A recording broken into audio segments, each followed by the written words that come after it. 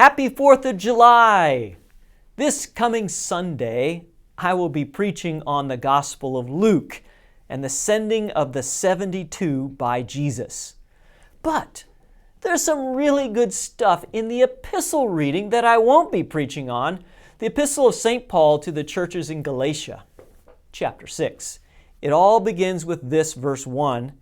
If anyone is caught in any transgression, you who are spiritual should restore that person in a spirit of gentleness. Keep watch on yourself, though, lest you too be tempted. Easier said than done, right?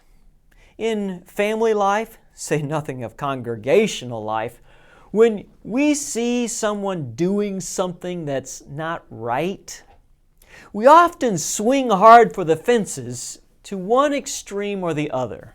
We either come down hard and condemn the sinner, or we say nothing at all.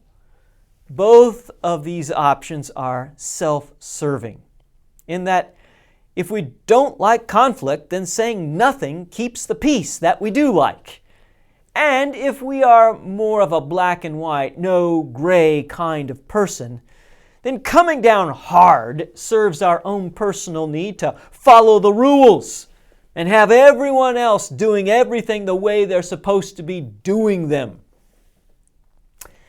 Both of these options leaves one critical factor out of the equation of what we will or should do, and that is the other person and what's best for them.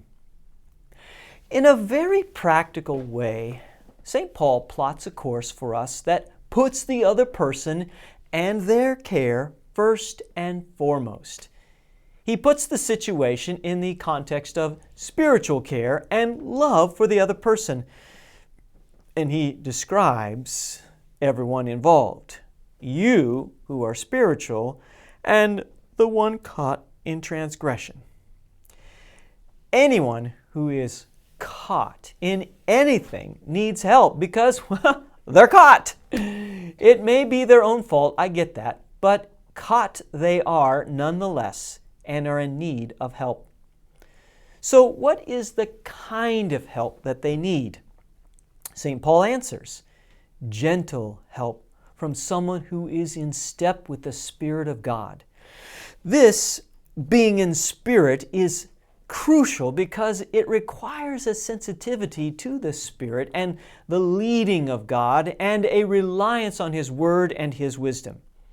Otherwise, you too may be tempted. Tempted? Tempted to do what? To do the same transgression? I don't think so. Well, maybe. But there is a greater danger of you falling off of the helpful path that St. Paul has plotted into a less helpful path of scorn, contempt, judgment, self-righteousness.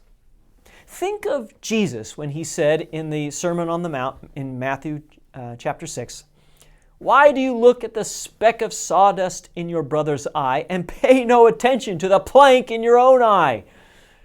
Yeah, that large board in your own eye, what is that? That's scorn, contempt, disgust for the other person. It's hard to truly help someone when you have contempt for them in your heart.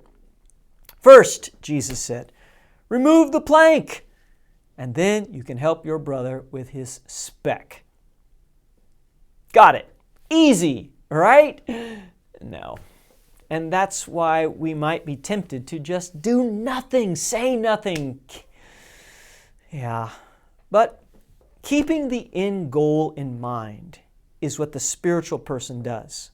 And the end goal is to restore the other to God without becoming the judge, jury, and executioner. This requires prayer, patience, the right time, the right way. And it may take many attempts over many years, depending on the transgression. And that is why St. Paul goes on to say in Galatians chapter 6, verse 2, the very next verse, he says, bear with one another's burdens, and so fulfill the law of Christ. For if anyone thinks that he is something when he is nothing, that's the scorn, that's the plank, he deceives himself. And in verse 9 of the same chapter, St. Paul wrote, "And let us not grow weary of doing good, for in due season we will reap." And St. Paul would also write to another group of Christians, this time at Corinth, in chapter 13 of his first epistle.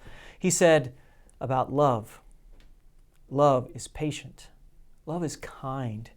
It does not envy. It does not boast. It's not proud. It does not dishonor others. It's not self-seeking. It's not easily angered. It keeps no record of wrongs.